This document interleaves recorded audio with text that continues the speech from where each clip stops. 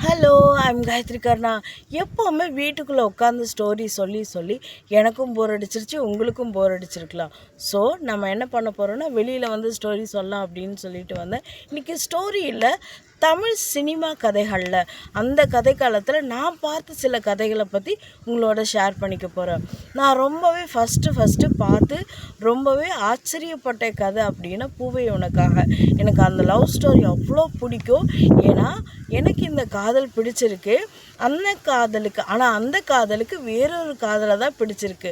So என்னுடைய காதலுக்கு நான் பண்ணுற உண்மையான அர்ப்பணிப்பு என்னென்னா, அவளோட காதலை அவளுக்காக கொடுக்கறது தான் அப்படிங்கிறமான ஒரு கதைக்களம் அது எனக்கு ரொம்பவே பிடிச்சது. இப்போ வரைக்குமே எனக்கு பிடிச்ச லவ் ஸ்டோரிஸ்னால் அது பூவே உனக்காக மட்டும்தான்.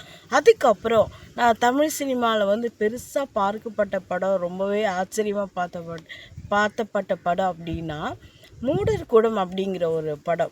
அந்த படத்தில் ஒரே வீட்டுக்குள்ளே தான் நடந்திருக்கும். பூராவே ஒரு வீட்டுக்குள்ளே ஒரு ரூம்குள்ளே நடக்கிற ஒரு கதைக்களமாக இருக்கும். ஆனால் நவீன் இயக்கி இருப்பார்.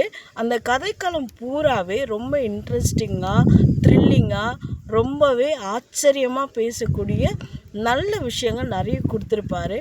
உங்களுக்கு டைம் கிடச்சா மூடர் கூடம் அப்படிங்கிற ஒரு படத்தை பாருங்கள். அந்த படத்தில் அவன் சொல்லியிருப்பான், இங்கே ஏழைகள் மட்டுமே ஏழைகளாக இருக்காங்க, பணக்காரங்கள் எப்போவுமே பணக்காரங்களாக இருக்காங்க, இதற்கான வித்தியாசம் என்ன இருக்குது அப்படிங்கிற மாதிரி கதையை கொண்டு போயிருப்பான். ரொம்ப இன்ட்ரெஸ்டிங்காக இருக்கும். அது எனக்கு ரொம்ப பிடிச்சமான ஒரு கதைக்களமாக இருந்துச்சு. அதுக்கப்புறம் பார்த்தோம் அப்படின்னா முண்டாசுப்பட்டி. நான் ஃபுல் அப்படியே ரொம்ப ஸ்டன்னாகி பார்த்த படம் அப்படின்னா, இப்படி கூட கதைக்களம் கொண்டு போகலாமா அப்படின்னு பார்த்த படம் அப்படின்னா முண்டாசுப்பட்டி எல்லாருமே பார்த்துருப்பீங்க. ஒரு ஃபோட்டோ எடுத்தால் செத்து போயிடுவோம் அப்படின்னு சொல்லி அந்த கதைக்களம் நகரும். அதுக்காக அந்த கிராமமே ஃபோட்டோ எடுக்க மாட்டேன் அப்படிங்கிற மாதிரியான செட்டிங்ஸாக இருக்கும். கடைசி வரைக்கும் ஃபோட்டோ எடுக்காத அந்த கிராமத்தை ஒரு ஃபோட்டோகிராஃபர் வந்து எப்படியெல்லாம் ஏமாத்துறாரு, அங்கே இருக்கிற பொண்ணை எப்படி கரெக்ட் பண்ணி கல்யாணம் பண்ணுறாரு அப்படிங்கிற மாதிரி நகைச்சுவை உணர்வோட அந்த கதைக்களம் நகரும். ரொம்ப நல்லாயிருக்கும், த்ரில்லிங்காக இருக்கும், ஹாப்பினஸ் இருக்கும், லவ் இருக்கும், இந்த மாதிரி ஏகப்பட்ட இருக்கும் அந்த மாதிரி ஒரு கதைக்களம் அது ரொம்ப பிடிச்சது. அதுக்கப்புறம் அப்படின்னு பார்த்தா மிஸ்கினோட தீவிர ஃபேன் நான். ஐயோ அந்த ஆளா அப்படிங்கிற மாதிரி இப்போ இருக்கார். சொல்லப்போனால் அவருடைய கதை எல்லாமே நந்தலாலா, யுத்தம் செய், அஞ்சாமலே, இந்த படங்கள் எல்லாம் எனக்கு அவ்வளோ பிடிக்கும். அந்த படத்தில் ஒவ்வொரு கேரக்டரும் ஒவ்வொரு கதை சொல்லும். இதுக்குள்ளே போனால் அது வேறு மாதிரியான கதை சொல்லும்.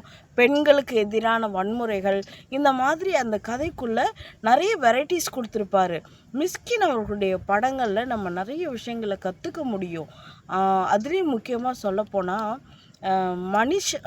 மனிதன் வந்து தன்னுடைய உணர்வுகள் வந்து எந்த அளவுக்கு அவனுடைய இறுக்கமான மனநிலை இருந்தால் எப்படியெல்லாம் நடந்துக்குவான் அப்படிங்கிற மாதிரி விஷயங்களை வந்து மிஸ்கினோட படங்களை மட்டும்தான் பார்த்து தெரிஞ்சுக்க முடியும். அந்த அளவுக்கு தமிழ் சினிமாவில் மிஸ்கினோட படங்கள் வந்து ஆகச்சிறந்த ஒன்று. மணிரத்னம் சார் மூவி அது எல்லாமே ஒன்று பொன் எழுத்துக்களால் கல்வெட்டுகளில் பொறிச்சு வைக்கணும். மெரினா பீச்சில் நம்ம நிறைய பேருக்கு செலவைக்கிறோம், மணிரத்னம் அவர்களுக்கு செலவைக்கணுங்கிறத என்னுடைய பெரிய ஆசை. அவருடைய படங்கள் எல்லாமே அவ்வளோ பிடிக்கும். இது மிஸ்கின் சார் ஒரு டைம் சொல்லியிருந்தார், அதை அப்படியே நானும் லைக் பண்ணுறேன். அப்புறம் இன்னொரு படம் அப்படின்னு என்ன பார்த்தோன்னா, இப்போ ரீசண்டாக பரியேறும் பெருமாள், ரீசெண்டில் அது எடுத்து ரொம்ப வருஷம் ஆச்சு, இருந்தாலும் அந்த பரியேறும் பெருமாள் வந்து எனக்கு ரொம்பவே பிடிச்சமான கதையாக இருந்துச்சு. கதைக்களம் அவ்வளோ அழகாக இருக்கும், ஸ்கிரிப்ட் ரைட்டிங் அவ்வளோ அழகாக இருக்கும். மாரி செல்வராஜ் இயக்கியிருப்பார். யார் பாரதி ராஜாவே சொல்லியிருப்பார், என்னடா பாரதி ராஜா நீ இந்த பையன் எப்படி படம் எடுத்திருக்கா அப்படிங்கிற மாதிரி ஒரு விஷயம் சொல்லியிருப்பார். அந்த அளவுக்கு பரியேறும் பெருமாள் வந்து ரொம்ப பியூட்டிஃபுல்லான ஒரு ஸ்டோரியாக இருந்துச்சு. அதுக்கப்புறம் அவர் நிறைய படங்கள் இயக்கியிருக்காரு. ஆனால் நான் வந்து இதெல்லாம் தான் பார்த்துருக்கேன் அப்படிங்கிற மாதிரி சொல்லியிருக்கேன். ஓநாய் மாட்டுக்குட்டியும், மிஷ்கின் அவர்களுடைய ஓநாய் மாட்டுக்குட்டியும் திரும்ப திரும்ப திரும்ப ஒரு 11 முறையாவது நான் பார்த்துருப்பேன். அந்த அளவுக்கு ரொம்ப பிடிச்ச படம். மிஷ்கின் அவருடைய பேசின வார்த்தைகளில் நான் ரொம்பவே ரசித்த ஒரு வார்த்தை அப்படின்னா, வீட்டில் எந்த அளவுக்கு உணவு முக்கியம் அப்படின்னு நினைக்கிறோமோ அந்த அளவுக்கு புத்தகங்கள் இருக்கணும். உணவு எப்படி நம்ம டெய்லி அன்றாட வாழ்க்கையில் சாப்பிட்றதுக்கு வேணுமோ அதே மாதிரி நம்முடைய மனநிலையை சரியாக வச்சுக்கிறதுக்கு புத்தகங்கள் ரொம்ப உதவியாக இருக்கும். புத்தகங்கள் ரொம்ப உணவுக்கு நிகராக சொல்லப்பட்டார். அந்த அளவுக்கு மிஷ்கின் சாருடைய வார்த்தைகள் அந்த அளவுக்கு. இப்போ அவர் என்னென்னமோ பேசிகிட்டு இருக்கார், அது வேறு விஷயம். சம்டைம்ஸ் அவர் பேசுகிறது வந்து காண்டாக கூட செய்யும். ஐயோ இந்த மனுஷனுக்காக நம்ம வந்து சப்போர்ட் பண்ணுறோம் அப்படின்னு தோணும். ஆனால் அவர் நிறைய நல்ல விஷயங்கள் சொல்லியிருக்காரு. நல்ல படங்களை, நல்ல கதை கழகத்தில் நிறைய கருத்துக்களையும் சொல்லியிருக்காரு. இப்போது 11 அப்படிங்கிற ஒரு மூவி பார்த்தேன். பயங்கர த்ரில்லர் மூவி. நான் வந்து இந்த அளவுக்கு ஸ்கிரிப்ட் ரைட்டிங் தமிழ் சினிமாவில் ரொம்ப லேட்டடாக ஸ்கிரிப்ட் ரைட்டிங் இவ்வளோ அழகாக ப்ரெசன்ட் பண்ண ஒரு நவீன் சந்திரா அவர் ஆக்ட் பண்ணியிருப்பார். அவருடைய ஆக்டிங் வேறு லெவலில் இருந்துச்சு. பர்டிகுலர் லோகேஷ் அஜில்ஸ்ன்னு நினைக்கிறேன் அந்த இயக்குனர். அவருடைய ஸ்க்ரீன் ப்ளே, ஸ்கிரிப்ட் ரைட்டிங் எல்லாமே அவ்வளோ அற்புதமாக இருந்துச்சு. நம்ம தமிழ் சினிமாவில் இப்படி ஒரு த்ரில்லர் ஸ்டோரிஸாக பழைய மூவிஸ் நிறைய இருக்குது. ஆனால் நான் பார்த்த கதைகளில், கதைக்களங்களில் பற்றி தான் நான் உங்ககிட்ட சொல்லிகிட்ருக்கேன்.